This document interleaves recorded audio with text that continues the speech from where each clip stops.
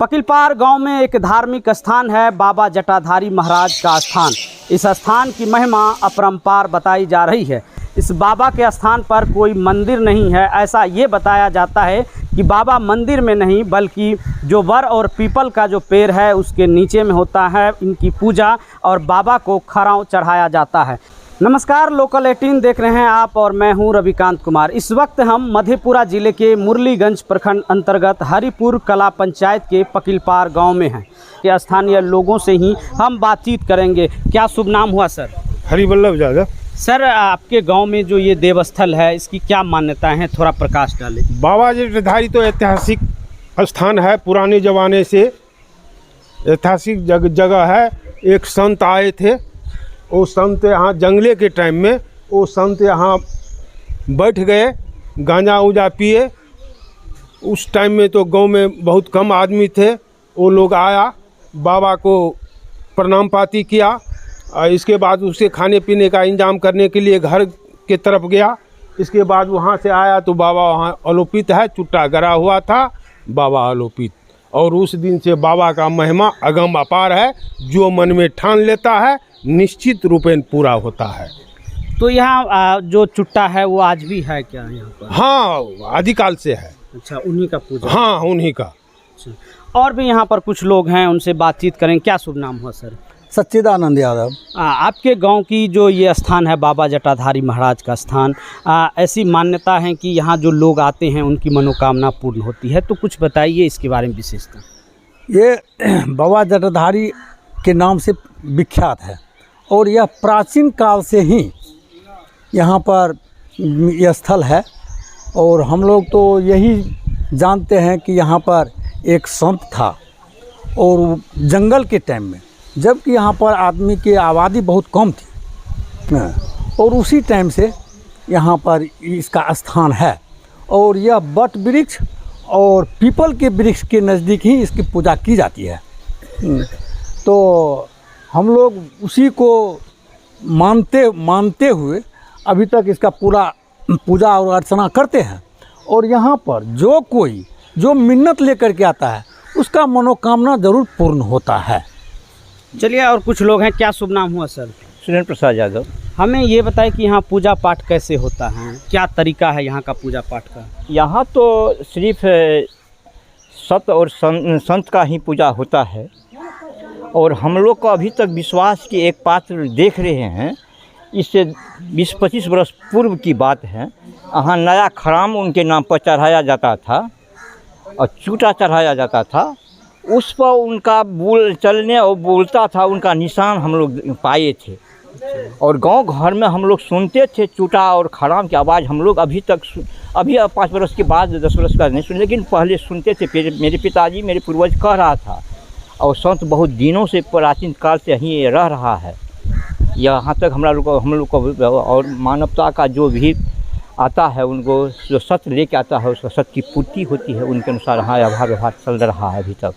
इस अनुसार हम लोग चल रहे हैं अभी तक। एक बात ये बताएं कि जैसे और जगह अगर जाइएगा देवस्थल में तो वहाँ पंडा पुजारी और हुआ करते हैं, उनके द्वारा पूजा पाठ कराया जाता है। यहाँ पर क्या तरीका है? यहाँ तो सिर्फ उनके नाम पर ही पूजा। यहाँ कोई अच्छी नहीं है। एक पुजारी को रूप में रखा जाता है, वो उसका सिर्फ चौका चूल्हा करता है।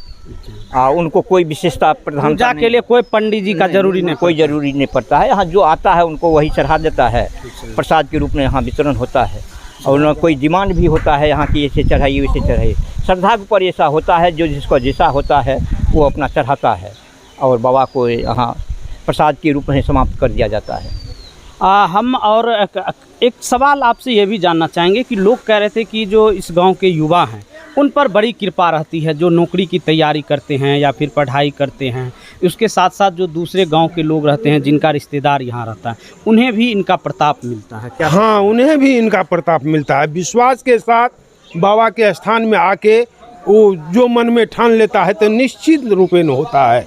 आज अपने गांव में 5-6 डॉक्टर हुए बाबा के कृपा से, 150 सर्विस होल्डर हुए बाबा के कृपा से। अगल बगल में जो भी आता है उनको भी हो जाता है नौकरी बाबा की कृपा से।